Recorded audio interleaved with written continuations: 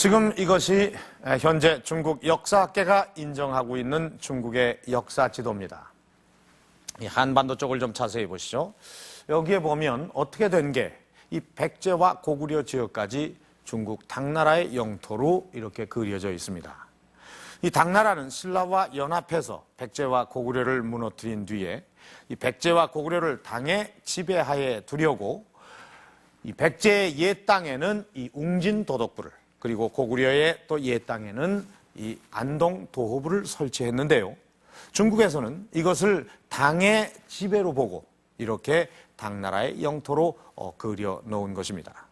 만약 신라가 나당 전쟁에서 승리하지 않았다면 이 지도는 이 한반도 전체를 당나라의 것으로 그려놓고 있을 겁니다.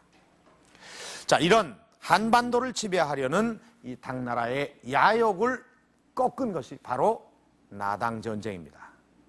나당 전쟁은 7년간에 걸쳐서 이루어진 아주 대규모의 장기전입니다.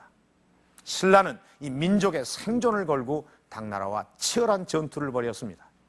격전에 격전을 벌인 끝에 마침내 신라는 이 한반도에서 당나라를 몰아내게 되는데요. 그 결정적인 전투가 바로 매소성이라고 하는 아주 작은 성에서 이루어진 전투입니다. 자, 삼국사기에 이 매소성 전투에 대해서 이렇게 적고 있습니다. 매소성에 주둔하고 있는 20만 대군을 격파하고 노획물로 말 3380필과 많은 무기를 얻었다.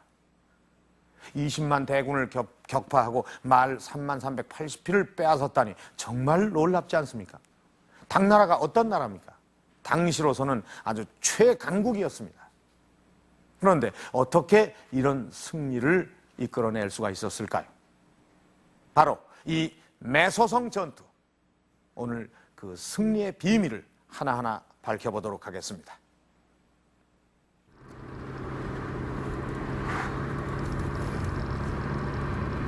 (20만) 당나라 대군이 주둔했다는 매소성은 어디쯤일까?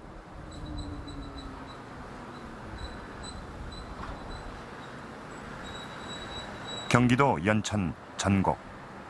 이곳엔 국도를 끼고 한탄강이 흐르는 곳에 나지막한 야산이 있다. 전곡 일대를 관망하기 위해서는 반드시 이 야산에 오른다.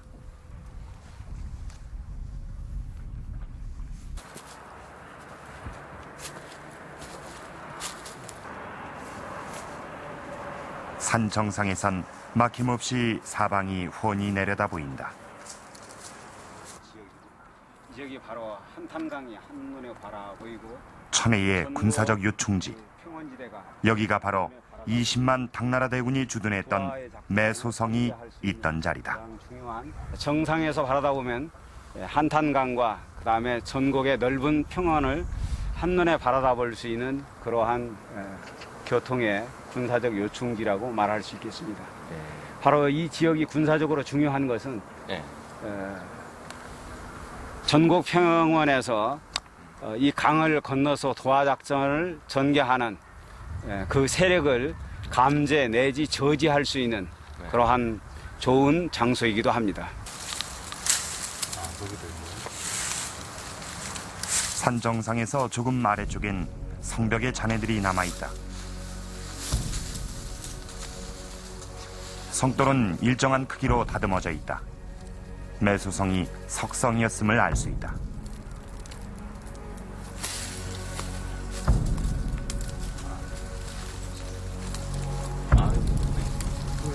무너진 돌 사이에서는 기와 조각도 나온다. 기와 파편들이 주로 발견되는 곳은 산 정상에서도 그 중앙이다. 이 어딘가에 건물지가 있었을 것이다.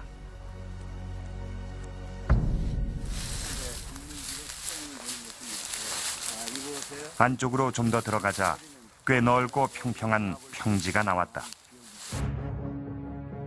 양쪽에 솟은 봉우리를 중심으로 성벽을 길게 둘러쌌고 일대가 한눈에 보이게 정상엔 장대를 세웠다. 매소성의 모습은 이러했을 것이다. 20만 당군은 매소성에 총사령부를 두고 그 일대를 장악한 채 넓게 포진해 있었을 것이다. 전국 일대에는 당시 치열했던 전투의 기억이 지금도 구전으로 전해지고 있다. 옛날부터 여기 말무덤을 전하고 있습니다.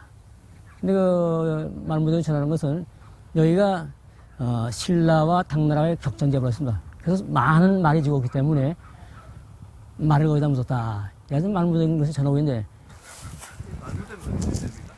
말무덤으로 전해지는 곳은 모두 5군데. 대부분 훼손되고 이야기만 전하고 있다. 그런데 실제로 말무덤이라고 알려진 곳이 청산면 대전리 마을에 남아있다. 밭으로 쓰고 있어 훼손이 되긴 했지만 아직까지 고분의 형태가 남아있다. 그 전설에 의해서 말이 기진맥진해서 아마 굴러서 낭비냥으로 떨어졌던 자리가 바로 이 말무덤이 자리라고 늘 옛날 노인의 말씀들이 이제 그렇게. 당시 전투에서 말이 많이 죽어 말을 묻었다는 말무덤.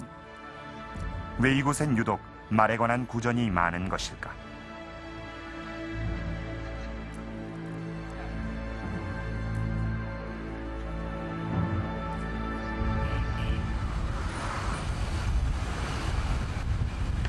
당나라의 수도였던 중국 서안.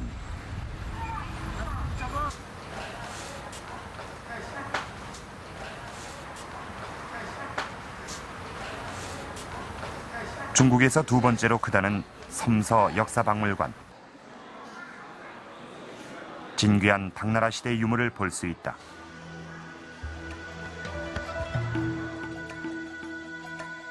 이곳에서 우리는 당시 당나라 군사의 모습을 만날 수 있다.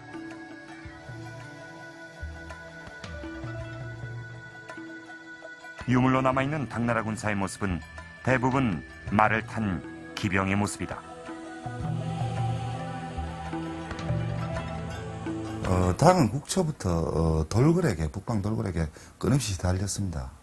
그러니까는 기병이 절대적으로 우위에 있는 이 돌궐 기병에 시달렸기 때문에 이것을 막아내기 위해서 기병을 양성할 수밖에 없었습니다.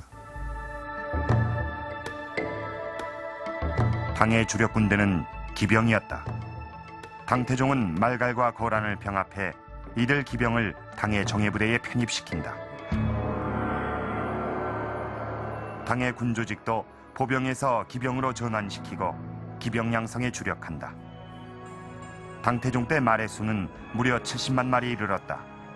비단 한 필값이면 말을 살 수 있을 정도였다.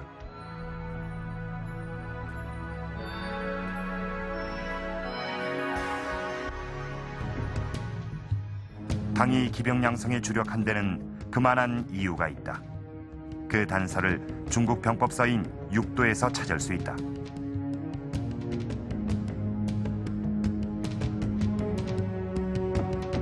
전투에서 보병과 기병의 전력 차는 컸다. 기병의 전력은 막강했던 것이다.